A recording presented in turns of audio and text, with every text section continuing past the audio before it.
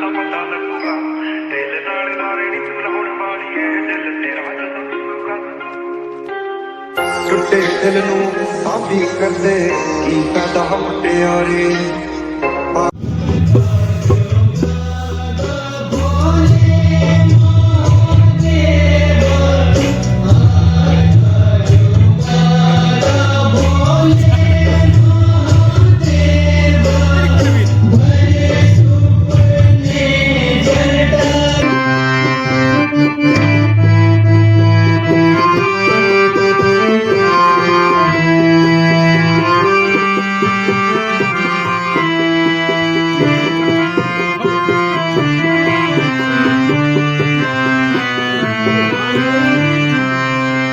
एक वर्ष बाकी है केवल एक वर्ष बाकी है केवल लौट अयोध्या जाने में लौट अयोध्या जाने में 13 साल खत्म है गोया एकांत झपकाने में एक वर्ष बाकी है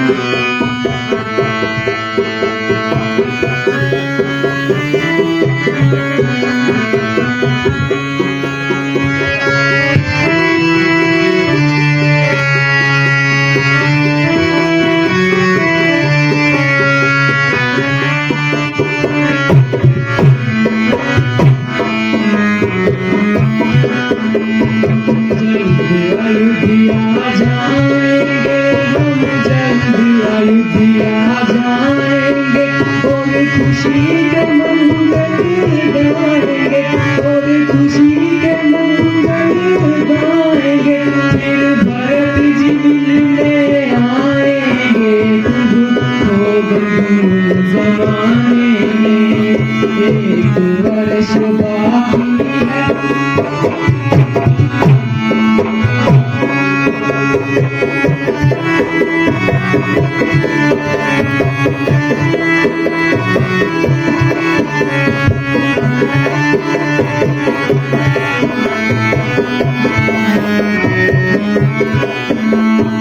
माता के दर्शन पाऊंगी चरणों में शीश झुकाऊंगी चरणों में शीश झुकाऊंगी सब बातें उन्हें सुनाऊंगी जो देखा हम भगवान एक वर्ष बाकी है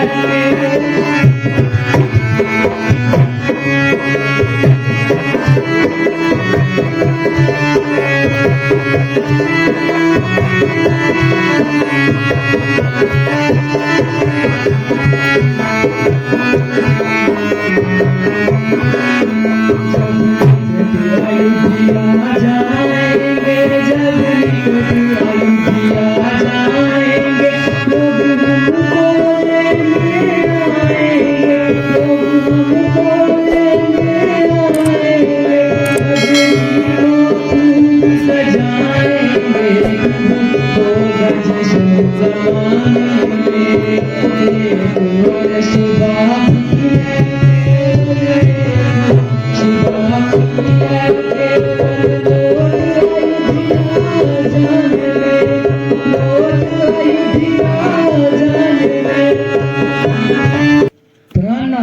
अब तो 13 साल खत्म हो गए गोया बात हुई बातों में कम हो गए बस 1 साल यहाँ और गुजारेंगे और अगले साल अयोध्या को पधारेंगे।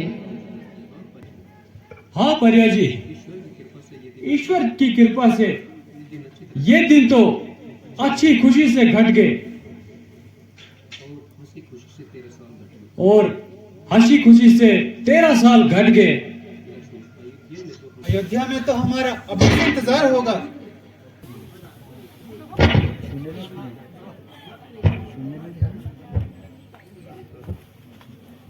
स्वामी जी देखते हो कैसा सुंदर मृग फिर रहा है। बेशक मृग तो बड़ा सुंदर है, अपना आनंद लिए जंगल में फिर रहा है। ये मृग मुझे पकड़ कर दो। कैसा खूबसूरत है और सोने की मूरत है। हमारे पास ही तो फिर रहा है, फिर पकड़ने की क्या जरूरत है? मैं इसे पालूंगी, अच्छे अच्छे जेवर इसके गले में डालूंगी, हरी भरी घास इसे खिलाऊंगी और इससे ही अपना दिल भलाया करूंगी। मुमकिन है कि ये हमारे हाथ ना आए और भाग के चला जाए? हाथ ना आएगा तो भागकर कहां जाएगा? भागने की तो तुमने अच्छी कही। आप कोशिश तो करो, अगर जिंदा हाथ ना आए तो मृगशाला ही सही।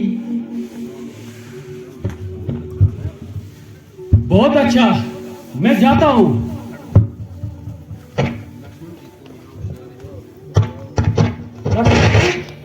तुम जरा यहाँ होशियार रहना और अच्छी तरह खबरदार रहना।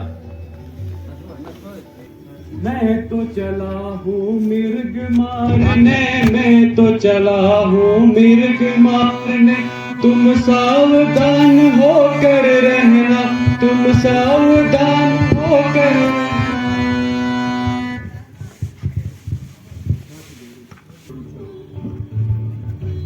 भाई लक्ष्मण, जल्दी आओ और मेरी जान बचाओ।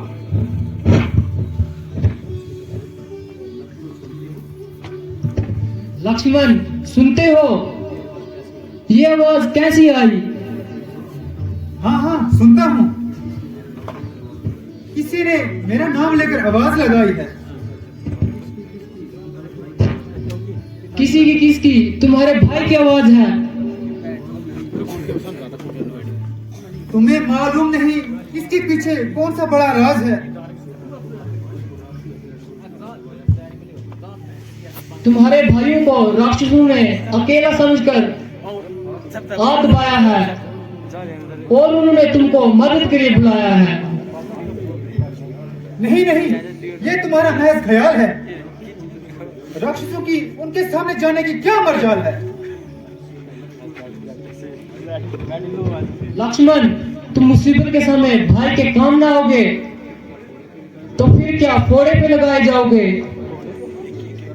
हाय हाय, तू कितना बेदर्द हो गया कि भाई मदद के लिए पुकारे और तू यहाँ बैठे बातें बनाए। भाई की तरफ से मुझे हर तरह से इत्मीनान है, मगर ये तो बताओ, अगर मैं यहाँ से चला गया तो तुम्हारा यहाँ पे कौन निगहबान है? मुझे यहाँ पर क्या मौत पड़ रही है? आपको तो खामखा जिद चढ़ रही है। तू अभी जाके भाई की इमदाद कर, वो तू मुझको यहाँ कोई खाती नहीं। तू अभी जा।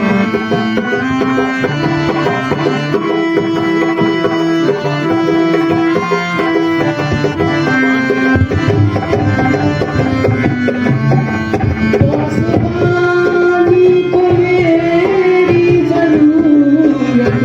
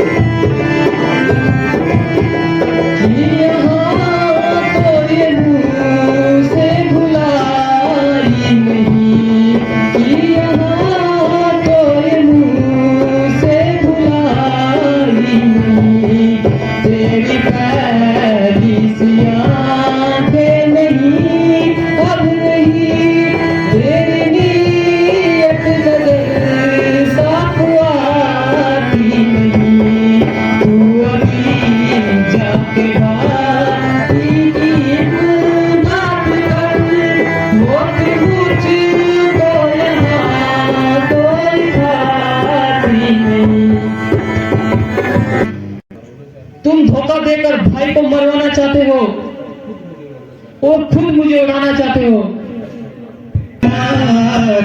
तुम्हें आज क्या हो गया, किसकी समझ की ये बातें सुनाती मुझे मेरी।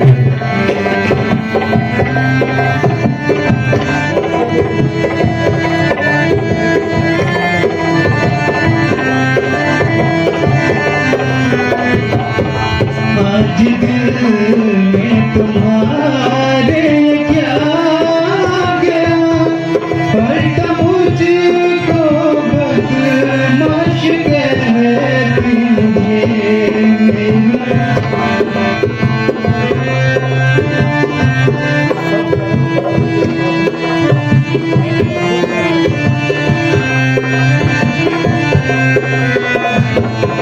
सबका यार भरा मिल गया आँख में, सबका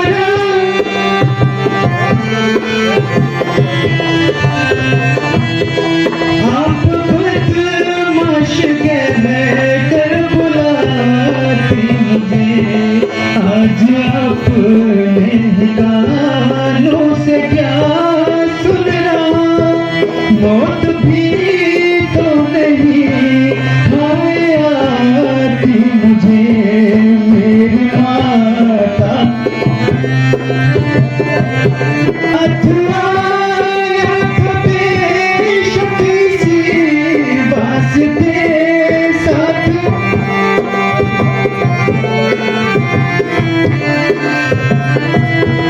ऐसी बात सुना कर बुलाती मुझे। खूब की परवरिश खूब बदला दिया,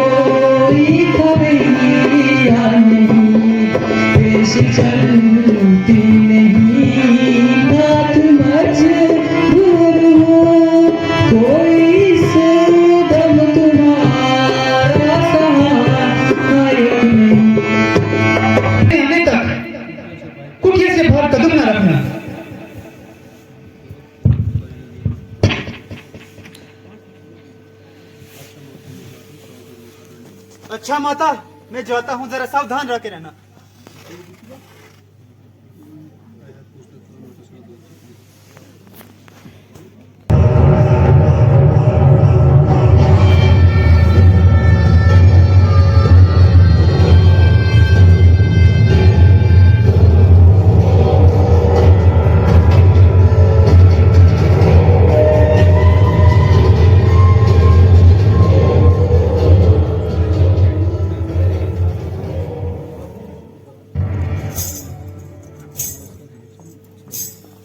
अलख जगाना हर गुन गाना, अलख जगाना हर गुन गाना।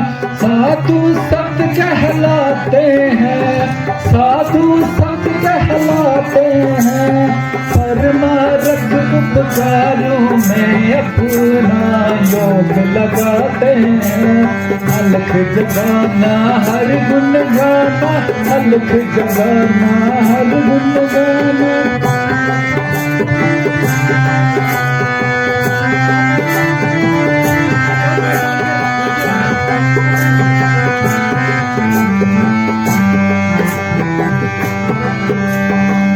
वनवासी सन्यासी उस अविनाशी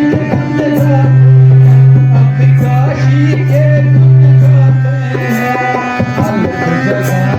हर गुण गाना, अलख जगाना हर गुण गाना। आप कौन हैं और कहां से पधारे हैं? सुंदरी, मैं भला इस बात का क्या जवाब दूं? तुम्हारे तो सवाल ही दुनिया से निराले हैं। आखिर कोई नाम और रहने का कोई मुकाम? फकीरों का क्या नाम और कहां उनका रहने का मुकाम?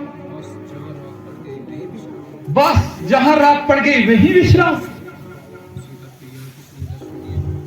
तो फिर यहाँ किस लिए दर्शन दिए? भिक्षा के लिए। धन भाग जो कंद मूल है ग्रहण कीजिए।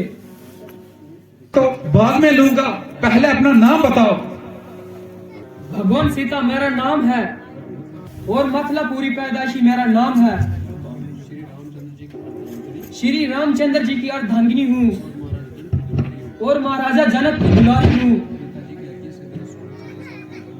पिताजी की आज्ञा से मेरे स्वामी 14 साल के लिए वन में आए हैं और मेरे साथ मेरे देवर लक्ष्मण जी भी मेरे साथ आए हैं।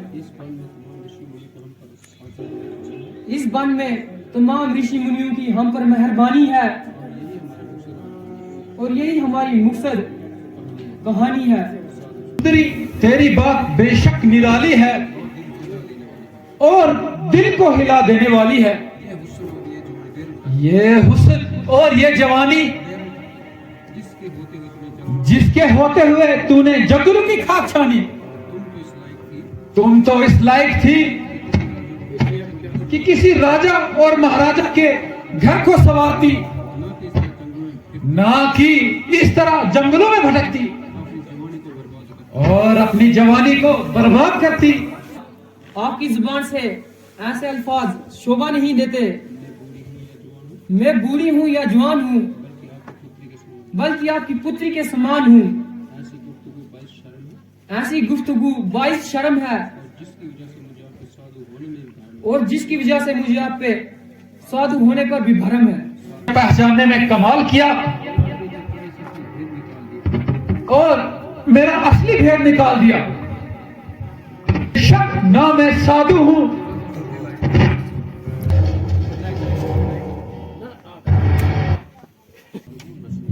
बेशक ना मैं साधु हूं और ना सन्यासी और महाराज लंका निवासी हूं। आप यहाँ से तशरीफ ले जाइए। बहुत अच्छा, फिर आइए। मैं कहाँ हूँ? तो फिर मैं तुम्हें छोड़ के भला कहां जाऊं? जहन्नुम में। हाँ हाँ, अब मालूम हुआ कि तेरी तो बस शक्ल ही शक्ल है और तू तो अहले दर्जे की बेअकल है। अरे नालायक, जरा सुन तो सही। इन जंगलों में कब तक इस तरह अपना जीवन निभाएगी? मेरे साथ चलेगी तो रावण की पटरानी कहलाएगी और सारी लंका तेरे पांव के नीचे आएगी।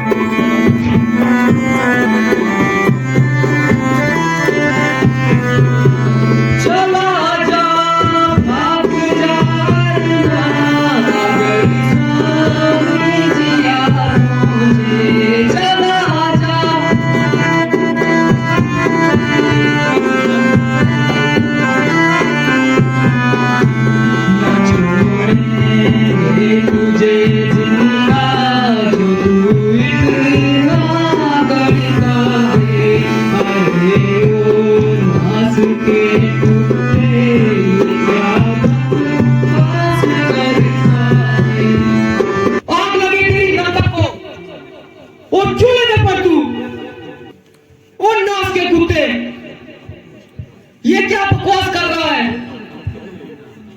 वो क्यों अपनी मौत को तलाश कर रहा है? ओ पापी, तूने मुझे क्या समझा है जो खामखा मेरे साथ उलझ रहा है?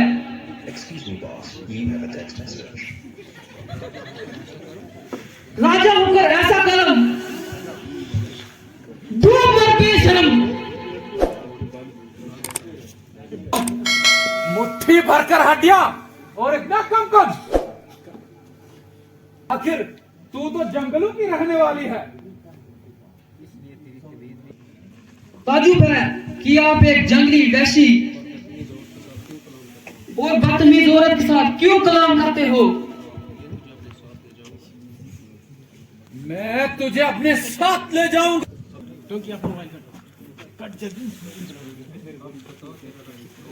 अब बता, तेरा रक्षक कौन है? मेरा धर्म।